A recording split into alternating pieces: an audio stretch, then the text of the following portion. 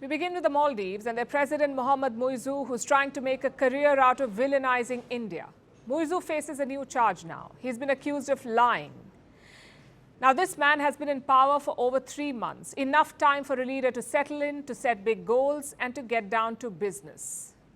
But President Muizzu's stint so far has been turbulent. In the past 100 days, he has focused on just one thing: India out. He has targeted Indian troops in the Maldives and made repeated calls for their withdrawal.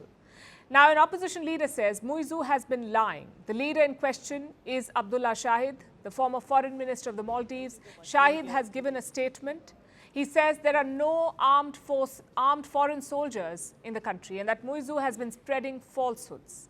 I have the full statement with me. And let me quote from what he said. 100 days and it's clear President Muizzu's claims of thousands of Indian military personnel were just another in a string of lies. The current administration's inability to provide specific numbers speaks volumes. There are no armed foreign soldiers stationed in the country.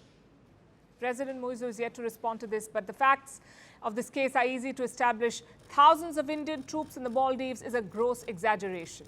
Malé is yet to share the specific numbers, as this former minister also said, but by most accounts, there are around 70 Indian security personnel in the Maldives, 70, not thousands. And Muizzu has been pushing for their return. That's the first task he took up after taking oath, and he's been talking to and talking at New Delhi about this ever since.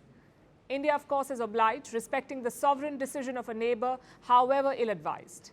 So by the month of May, civilians will replace these soldiers. But the open confrontation with India is hurting President Muizzu. He faces an election next month. This one is going to be a parliamentary election in the month of March, scheduled for the 17th of March, in fact. And Muizzu is desperate to win this election. You see, while he may be the president of the Maldives, he doesn't control the parliament. His party and the ruling alliance do not have a majority in parliament. And without a majority, Muizzu's government is handicapped, also potentially vulnerable. Only last month, the opposition tried to impeach the president.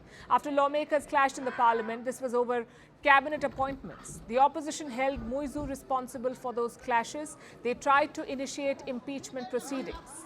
The government then moved to the Supreme Court, and that's where the matter is now, pending in court. Without a verdict, the opposition cannot file the motion, the impeachment motion. Plus, there's another technicality that Muizzu is hiding behind. The Maldivian parliament has 87 seats. In order for the impeachment to go through, the opposition needs 58 votes. But right now, 7 seats are vacant. So basically, according to the new number, they only need 54 votes to impeach the president. The opposition has 56, 2 more than the required number. So they say they can impeach President Muizzu. But the president's supporters argue that there can be no impeachment without a full house. So those 7 vacant seats are a technicality and the bid remains stalled, although it can very easily be revived after the court's decision and the election. So for the Muizzu camp, an election victory is the only option they have if they are to survive. They need a majority in parliament to stop the impeachment. And that victory, that majority is not assured. While the India Out campaign propelled Muizzu to power, the momentum is fizzling out. Here's what the opposition says.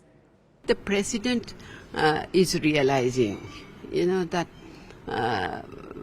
he's never, been elected to a major position as such. During Yamin's time, he was the housing minister. He was the Malé mayor. But then he could, whatever he didn't do, he blamed it on the government. Whatever he did, he did. And I thought maybe he thought he was the president of the world. He could do whatever you wanted. That was Maria Didi, former defense minister of the Maldives. She was in New Delhi over the weekend to participate in the Firstpost Defense Summit. She believes that the Muizzu government is now softening its position vis-a-vis India.